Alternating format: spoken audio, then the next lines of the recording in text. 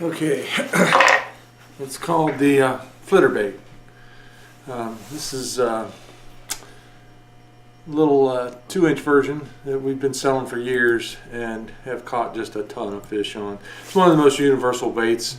It can be jigged vertically, it can be casted, burned back, a lot of different techniques, and catches a lot of different species too. It's a multi-species bait, walleye, smallmouth, largemouth, striper, white bass, anything that hits a shad.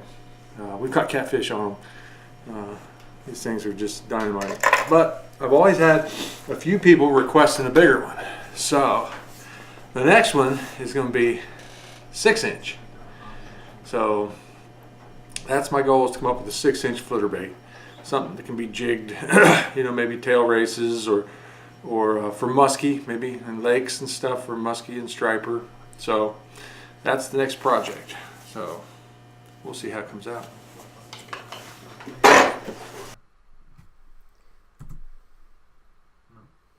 Okay, here I'm mixing up some Bondo. Instead of carving this bait, I'm sculpting this bait out of Bondo. I'm just taking some auto body filler, mixing it up, and I'm putting it on a piece of plastic. It's that piece of plastic is just 1/8 inch PVC plastic that I purchased through Amazon. And here I'm using that technique again, where I like to I get some wet Bondo and I put a little glass beads on there, some flotation powder, and I can actually touch that wet tacky Bondo. So I'm forming the shape that I want. And as I showed in the beginning video of the flitter 2, I'm trying to match that same shape, but enlarge it to a 6-inch version from a 2-inch version. And what I'll do here is I'll add Bondo to one side, get it built up, several layers and sanding, and then I'll go to the other side and do it the same. And what's nice about using that plastic template as my profile piece and my support structure is that also I can look at the lure from any direction and see whether it's symmetrical, and it helps me find the center too when I'm trying to locate an eyelet for a tie on or a hook hanger.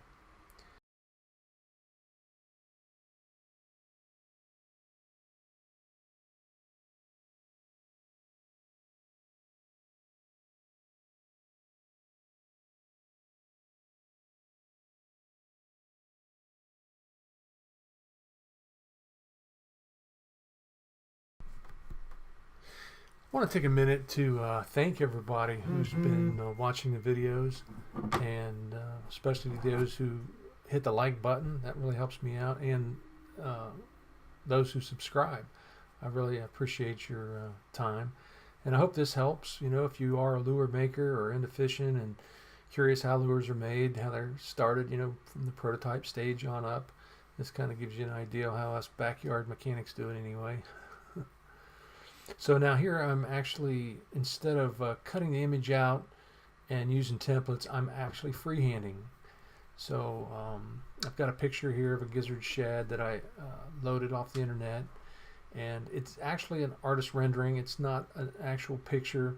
One of the issues you run into when you try to download a picture, especially in the shad family, you get a lot of reflective light, and you can't really see the defining details that are significant in the fish. So an artist rendering has done that. He's taken a live fish and drawn in all those details. So if you want a good picture that'll give you the precise details without all that light bouncing around, then try using a artist rendering instead of an actual picture. And here I'm just taking a Dremel tool and I'm cutting in the eye sockets. I will come back to those eye sockets later and add some more Bondo in. They're really for me to just kind of locate the eye, but I'll add some Bondo in and actually stick one of the eyes in there and tilt it out to give it a more realistic look. And here I'm doing that, and doing both sides here, and I'll show you. See, I've got the actual eye I'm going to use in wet Bondo right now. And when that dries, I'll just pop it out and sand that Bondo around the edge and make it look like the soft tissue that exists on a fish that that covers his eye, or supports his eye. Now it's time to add some foil. Just giving everybody a look at the lure. But here I'm going to cut out some foil tape to match the dimension. And then I just take my little tool there and start burnishing it in. Get it all pressed down. And on this one, I actually don't use any foil on the head at all. The details that I like on the gizzard shad, I was able to carve them into the Bondo. Didn't have to do any fine detail into the foil. So, and I really like carving Bondo. Once I sculpted everything, I had to carve in the gill plate. It carves so nice. There's no grain to it, and you can just sand and retouch up and just mix you up a little fresh Bondo and touch it up. But there, I like to use that Brillo pad to kind of buff everything out when I'm done, so it's a nice dull aluminum. It's a nice smooth but semi-glossy surface. And here I'm building another jig to put the scales on. This will also give me the ability to paint scales on the lure as well. I'm going to take a jigsaw and cut out the shape of the fish. And what I'll do is I'll give myself like a 1/4 inch play all the way around the fish. And you'll see in a minute here as I put the metal mesh over the fish. It's so I've got access all the way around the fish in order to get my airbrush in there and paint, or my tool in there to push the scales into the foil. One of the things that I like about using this metal mesh is that it's consistent. I can make a lure, put the foil on the lure, use the mesh and push it into the foil and get my scales, and then come back and put that lure right back into the jig, and it lines up perfectly, and I can highlight those three-dimensional scales with translucent paint to give it a more realistic look. Now here I'm building the nest to hold the lure, and it's built out of just plaster Paris type product. It's actually a drywall mud. It's powder form. It's called Easy Sand 20. It sets up in 20 minutes. So I use that saran wrap as my barrier so it doesn't stick. And then I put a frame around it that is the same thickness as the door I'm going to use. You can see the little door I just put on there, and that door will have the shape cut out of it as well. And it'll be what's used to trap that mesh and pin it down against the lure so it's nice and snug. One of the keys to painting is you want to make sure that your mesh is tight to your lure, or you'll blast paint right underneath that mesh, and you'll lose the definition of your scales. And here I just take a socket and I actually work that mesh, because when the mesh comes, it's made with a punch press, and so it really has some, each little square has a little pucker shape to it. So with a socket, I was able to press and kind of buff out that turn that mesh into a really flat surface, so you get a nice even pattern on your scales. And here I'm mixing up some 5-minute epoxy. I'm building another door here where I'm going to glue that door to that mesh. And again, I like that brand. What's the name of it? It's not DevCon. Yeah, I'll put it in the link. Loctite, that's what it is. Okay. Now there again, I used the saran wrap again. Last time I greased up the mold, and I got to thinking, why not just throw the saran wrap in there again? And that's what keeps the glue from sticking to the actual nest. Worked out a whole lot better.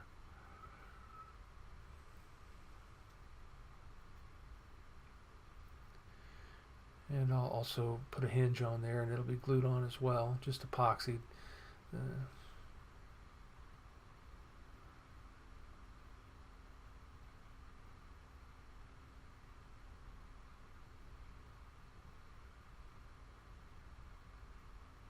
And here I am gluing on the hinge. Had to cut a little bit of that hinge out. I didn't really leave enough space between the lure, the cutout, and the frame. But here I am pushing those scales in, just taking that little piece of copper I've got, this piece 1/2 inch soft copper that I've bent, and I'm burnishing those scales into that foil.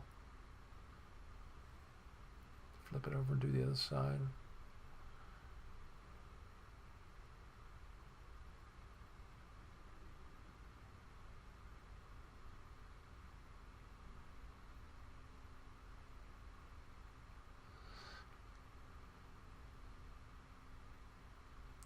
It's something I've done in the past, and I do it when I'm really interested in detailing a lure out, is you can take a pencil and sharpen it good, and then just barely take the point off with something like paper, and then go in and trace those scales into that foil and create a little more of a radius instead of a diamond shape. You end up with a more realistic scale.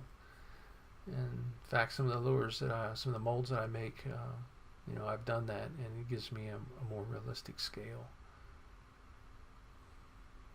The bigger the lure, the more important it is to capture that detail, because you know you see it so much better on a bigger lure. Now here I'm making a frame to hold the lure so I can pour rubber mold.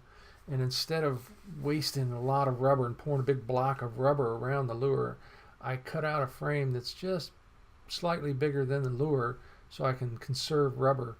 And you know, it also gives me a rigid mold that way. You know, I don't have to worry about imperfections from the mold not being, you know, sitting on a flat surface or whatever when you're trying to pour a lure.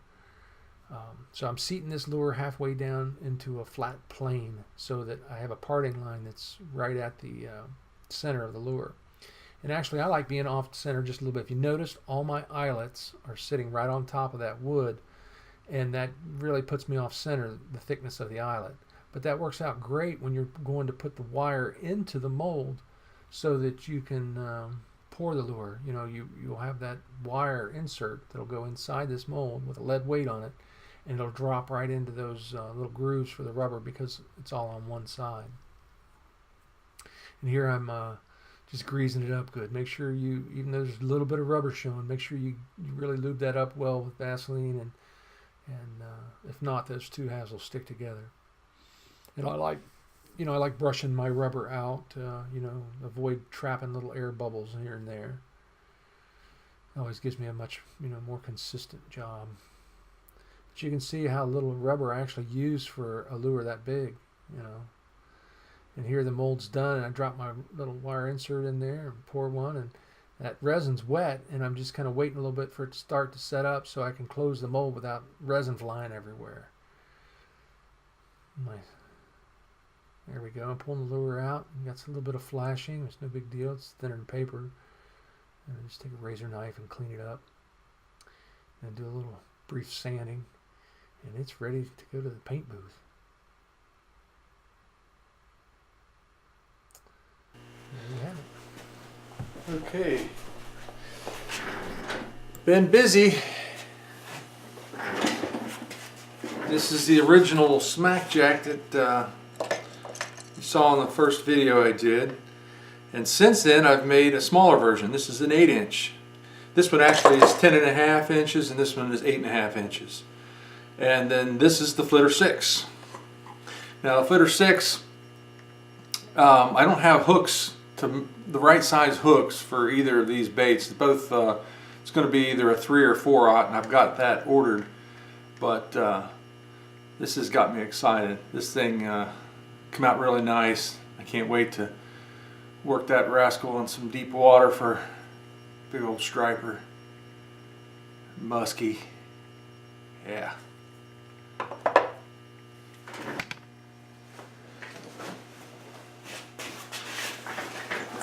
Okay. Just wanted to take a minute and thank everybody that's tuned in and watched and helping me grow this channel. One thing I would like is for anybody that has any comments about how I could improve on the channel. I'm really new to this stuff, and so it's very foreign to me. So any ideas on how to improve the channel would be very appreciated. Second of all, just want to remind you to share with your friends, subscribe, hit the like button if you can. It helps me to become, you know, seen out there. And I want to talk a little bit about the next video. This video that we just finished is very similar to the first video. It's just an instructional video on how I built the fliter6, and doesn't really have a lot of what's the word I'm looking for? Novelty. It's not something new. I just made a bigger version of what I had made in the past. But this next video I think is going to be very interesting because I have this idea. I've had this idea for several years, and I finally decided to act on it. And what I thought was, instead of figuring it out and then making a video on how I made it, I thought I'd try to film and document the figuring out process. I've got several different ideas that might work in my head, but usually when I have these ideas, I put them in the water and they don't work. So I'm going to try to document all that. It's going to be several, it's not going to be just one video of me making a lure. It's going to be several probably. So stay tuned. It could get exciting. Thanks again for your support.